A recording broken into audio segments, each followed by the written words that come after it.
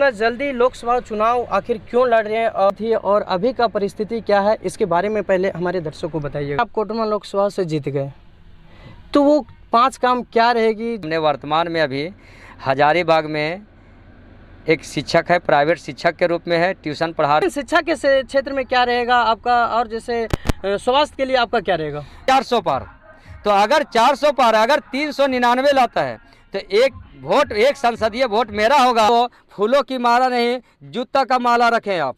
अगर हम 5 सालों के बाद चुनाव के लिए आए तो एक शिक्षक का सम्मान होता है कि अगर किसी ने कॉलर भी पकड़ लिया, रे भी बोल दिया तो उसकी इज्जत होता है। लेकिन आज नेताओं को धुतकार दिया जा रहा है। नमस्कार, मैं कुमार संजय, आप देख रहे हैं एसपीएन न्यूज। कोडरमा लोकसभा के प्रत्याशी सुरेंद्र कुमार वर्मा अग्रवाल जी हैं। रोड पे अभी हम लोग इंटरव्यू कर रहे हैं क्योंकि रास्ते में मिल गए तो सोचे चलिए यहीं पे इंटरव्यू किया जाए। आइए जानते हैं कि आखिर में इतना जल्दी लोकसभा चुनाव आखिर क्यों लड़ रहे हैं और क्या मतलब इनका मुद्दा रहेगा, कोडरमा लोकसभा के क्षेत्र के लिए क्या विकास करेंगे, इसके बारे में इनसे जानते हैं। सबसे पहले आपको एसपीएन न्यूज़ में स्वागत है। जी नमस्कार। एसपी न्यूज़ वाले को, क्योंकि हमारी जो विचारधारा है उसको कोडरमा लोकसभा के साथ साथ झारखंड और पूरे देश में मेरी विचारधारा को फैलाने के लिए धन्यवाद है। इसके बारे में पहले हमारे दर्शकों को बताइएगा। देखिए, मेरी जो पास्ट ज़िंदगी है वो तो हम एक किसान परिवार से बिलोंग कर रहे हैं। किसान, मेरे पिताजी एक किसान हैं। हमारा कोई फैमिली बैकग्राउंड नहीं है कि राजनीतिक में हो। जितने भी फैमिली बैकग्राउंड है वो राजनीति, मेरे दादा पिताजी जो भी है वो किसान वर्ग से रहे हैं या छोटे मोटे बिजनेस वर्ग के रहे हैं।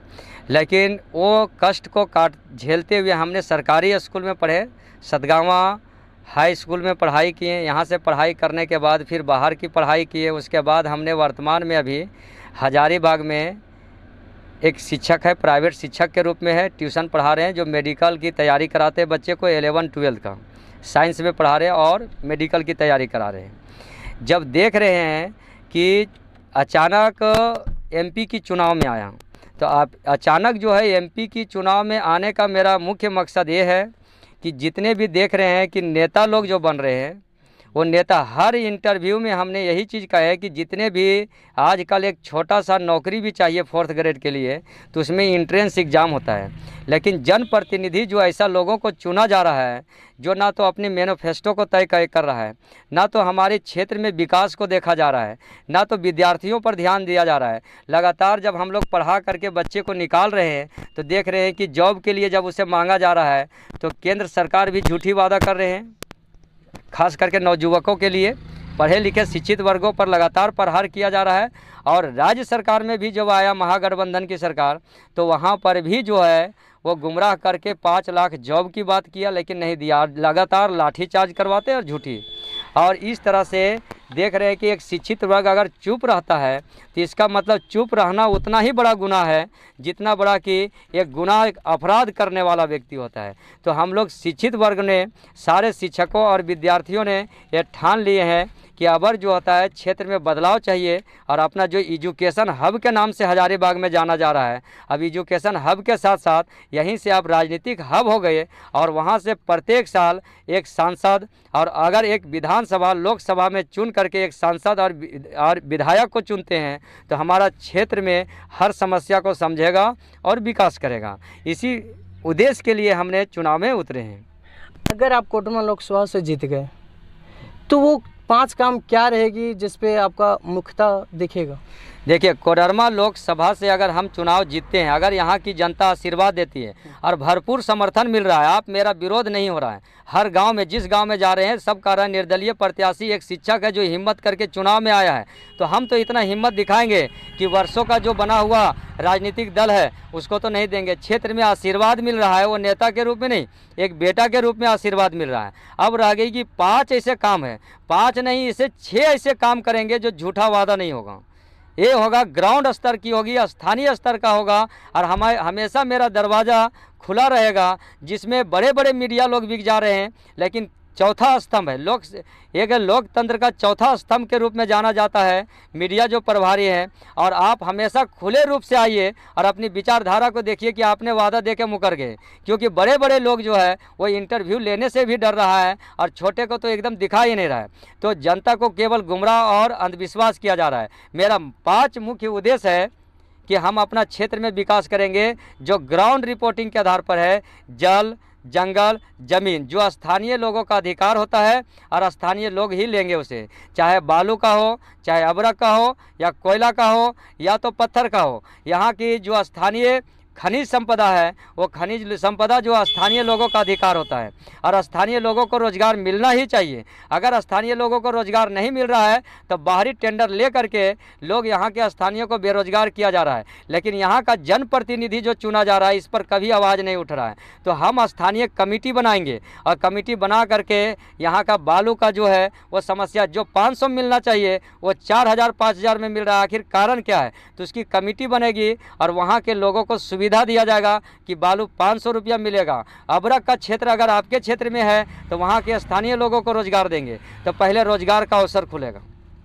दूसरा काम मेरा ये है कि जितने भी विधवा और वृद्धा पेंशन है आपका, हम जैसे आप बोले कि 3 काम, जल, जंगल, पानी, इसके बारे में सारे लोग बोलते हैं, जितने भी प्रतिनिधि आते हैं सब बोलते हैं, लेकिन शिक्षा के क्षेत्र में क्या रहेगा आपका, और जैसे स्वास्थ्य के लिए आपका क्या रहेगा? शिक्षा का क्षेत्र में मेरा, हम एक शिक्षक है, शिक्षा का अहम भूमिका है।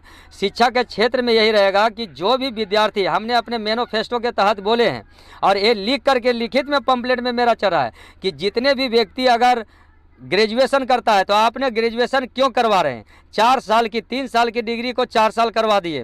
4 साल में बच्चे ग्रेजुएशन करता है और क्षेत्र में हमारे राज्य में या ना केंद्र सरकार उस पर बहाली निकाल रही है, तो बेरोजगार युवक जो होता है वो फ्रस्ट्रेशन हो जा रहा है। कितने लोगों का शादी ब्याह नहीं हो रहा है, कितने लोगों का रोजगार नहीं है, प्लस उसको ना तो आप किसानी करने के लायक छोड़े हैं, झाड़ू लगाने के लायक, और ना तो आगे जॉब के लिए उसको बना रहे हैं। तो बीच में युवाओं का मरण हो रहा है, दम घुट रहे हैं, और ऐसी स्थिति में उसको कंपटीशन की तैयारी के लिए 5 साल तक उसे 3000 रुपया देंगे और हमेशा केंद्र सरकार और राज्य सरकार पर दबाव बनता रहेगा कि आप वैकेंसी इस विभाग में खाली है तो क्यों नहीं निकल रही है, और हर विभाग को भरने का मेरा उद्देश्य रहेगा कि दबाव। देखिए, हमारा एक संसद का जितना पावर है उसकी आवाज़ हमारा हर जन जन के, हर किसान का, हर किसान विद्यार्थियों की आवाज़ हमारा लोकसभा और विधानसभा में गूंजेगा। क्या गारंटी है कि अगर सुरेंद्र अग्रवाल जी जीत जाते हैं तो वो भी दूसरे की तरह नहीं बदलेंगे, या तो अपने वादा को पूरा करेंगे या नहीं करेंगे? देखिए, केंद्र में सरकार 2 है। पहले ये जनता जान ले कि बेवकूफ़ बनाने का काम नहीं है।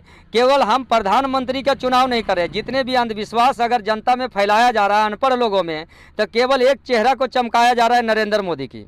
तो केंद्र में तो केवल है कांग्रेस और बीजेपी, बाकी महागठबंधन बना लिया है कांग्रेस।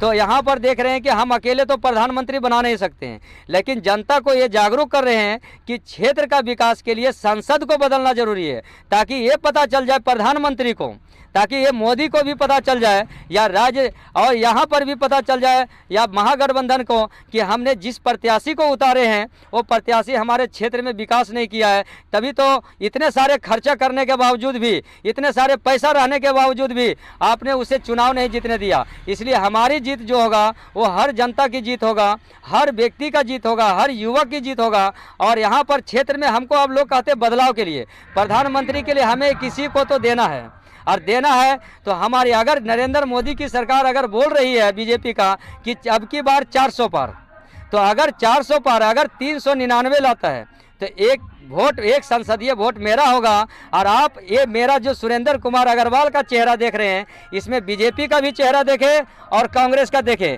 हम किसी ना तो जाति से ना तो धर्म से, हमारा एक ही मुद्दा है कि हमारा क्षेत्र विकास हो, क्योंकि हम क्षेत्र का बेटा है और ये विकास होना बहुत ज़रूरी है। इसलिए तमाम जितने भी कार्यकर्ता है जो मुर्गा, दारू और पैसे से बिक रहे हैं, या जनप्रतिनिधि को एक मुद्दा बना करके अंधविश्वास फैला रहे हैं, उसे आप ये ध्यान दें कि इसके अंतर्गत दोनों चेहरा है, बीजेपी भी है और महागठबंधन भी है, और हम हमेशा दोनों का विरोध नहीं करते हैं, समर्थन करते हैं और हमारा क्षेत्र का विकास। लेकिन हाँ, दोनों की प्रतिनिधि का विरोध करते हैं, क्योंकि वर्तमान में राज्य सरकार में है और केंद्र सरकार में, लेकिन अपने क्षेत्र में वो 5 ऐसे फायदा या 5 ऐसे काम गिना दे तो एक भी काम ग्राउंड रिपोर्ट पर नहीं हुआ है, ना विद्यार्थियों के लिए, ना किसानों के लिए, और ना ही क्या है कि वृद्धा विधवा पेंशन का केवल लालच दिया जा रहा है, लॉलीपॉप 1000, नहीं 3000 रुपया दिया जाएगा उसको।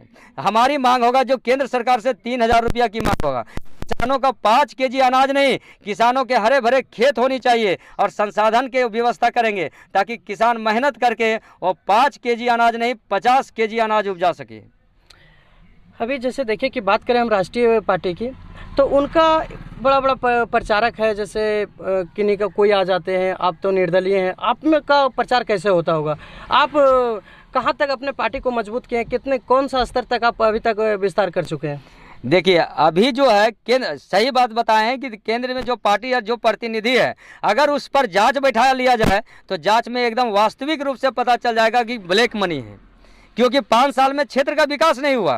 करोड़ों रुपया हमने तो खून पसीना से कमाया हुआ पैसा, अगर हमने 50,000 का ब्यौरा दे रहे, लाख रुपया का खर्च दे रहे, तो मेरा खून पसीना से कमाया हुआ पैसा है और ये जनता का विश्वास है, आशीर्वाद है कि हम इस क्षेत्र में आए हैं। तो बड़े बड़े पार्टी को नहीं देखा जा रहा है। 2024 की लोकसभा चुनाव में जनता जागरूक हो गई है, पढ़े लिखे हैं, सबके पास स्मार्टफोन है, शिक्षित है और सबको ये समझ रहा है कि क्षेत्र में विकास नहीं हुआ है। और अब जो 2024 की लोकसभा का चुनाव एक महापर्व है, जिसमें हम तो ये बोलेंगे कि आप मुर्गा दारू या 500 रुपया पर ना बिकें और अंधविश्वास की तरह आप एक वक्त का खाना छोड़ दीजिए, लेकिन अपना 5 साल का अधिकार ऐसे व्यक्ति को दीजिए, ऐसे बेटा को दीजिए जो क्षेत्र का विकास करेगा। और हम एक निर्दलीय रूप से इतना बड़ा हिम्मत किए हैं और क्षेत्र में संसद का चुनाव लड़ रहे हैं, तो आप लोग के साथ केवल समर्थन मांग रहे हैं कि आप हमें एक बार मौका दें। हम अपने ये नहीं है, हम समाज सेवा के लिए उतरे हैं। हमारी जो सुविधा है, हमारी जो सैलरी होगा उसका 90% डोनेशन हमारे क्षेत्र में प्रखंड स्तर पर होगा। स्थानीय समस्या के लिए हल करने के लिए प्रखंड स्तर पर हमने जनता दरबार लगाने का वादा किए हैं, हर जनता दरबार लगाएंगे।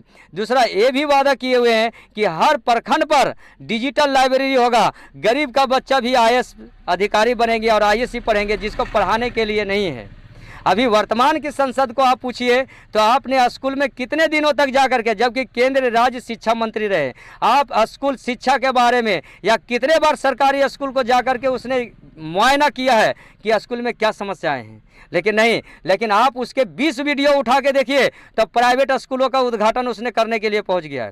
तो ये आखिर प्राइवेटाइजेशन का एक ब्रांड एम्बेसडर के रूप में बन रहा है। गरीब का बच्चा और गरीब हो रहा है और जो अमीर के बच्चा है, प्लस क्या हमने सरकारी स्कूल में पढ़ा है। हमारे क्षेत्र को आप पता लगाइए, सतगावा हाई स्कूल क्षेत्र में क्या उसके बच्चे सरकारी स्कूल में पढ़ रहे हैं? अगर एक संसद का बच्चा अगर सरकारी स्कूल में पढ़ने लगेगा, समझ जाइएगा क्षेत्र का विकास हुआ है। पंचायत लेवल पर क्लिनिक के बारे में बोला, पंचायत क्लिनिक, कितना क्लिनिक का उद्घाटन हुआ है? एक भी क्लिनिक अगर खाली होगा तो उसकी मुआयना करके उसकी जांच बैठाएंगे और हर स्तर पर, हर पंचायत पर, हर प्रखंड स्तर पर मेरी कमेटी बनेगी और कमेटी के वहाँ दल छोड़ा जाएगा और वहाँ के लोगों का प्रतिनिधि को वहाँ हिसाब देना होगा कि आखिर बंद क्यों हैं।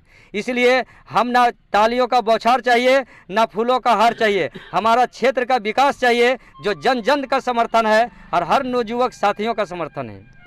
अभी देखिए हमारे साथ जो जितने भी बात किए उसमें से एक गरीब का बेटा उठा और निर्दलीय चुनाव लड़ रहे हैं, ना किसी का पार्टी साथ है और ना ही किसी का और सपोर्ट है। यहाँ जनता की बात है और जनता इनको सपोर्ट कर रहे हैं जो अभी निर्दलीय है। और अभी जो भी बात सुने अब देखें, लास्ट में क्या कहना चाहिएगा जो दर्शक देख रहे हैं जो अभी तक मतलब दूसरे पार्टी में होंगे, वो उसको छोड़कर आपको सपोर्ट करें? देखिए हम तमाम कोडरमा लोकसभा की जनता से, चाहे वो कोडरमा विधानसभा के हो, बरकट्ठा के हैं या बगोदर के हैं या तो रायधनवार के हैं या तो जमुआ के हैं या गांडे का, अगर क्षेत्र बहुत लंबा है, क्षेत्र बहुत बड़ा है, अगर किसी के पास हम नहीं पहुंच पाए तो हमारे पास जन धन बल की अभाव है, लेकिन हिम्मत का अभाव नहीं है।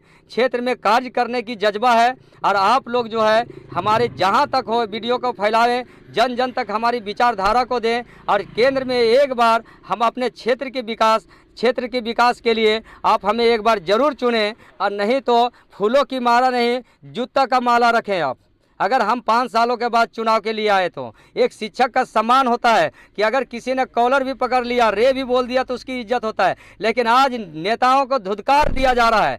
बहुत सारे नेताओं का वीडियो देखिए आप कि गांव-गांव से विकास नहीं हुआ, भगा दिया जा रहा है, लेकिन हमें सम्मान मिल रहा है। और तीसरा उम्मीदवार के रूप में, एक शिक्षक के रूप में बहुत बड़ी सम्मान मिला है। हर गाँव में, हर क्षेत्र में मेरा विद्यार्थी है, बहुत बड़ा अपार समर्थन है। बस ये प्यार को बनाइए रहिए। और अब की बार तीसरा उम्मीदवार को देखिए, बड़ा पार्टी को आप मत देखिए, क्योंकि कर्म संख्या 15 पर आप लोग जरूर बटन दबाएं और भारी मतों से जिताइए।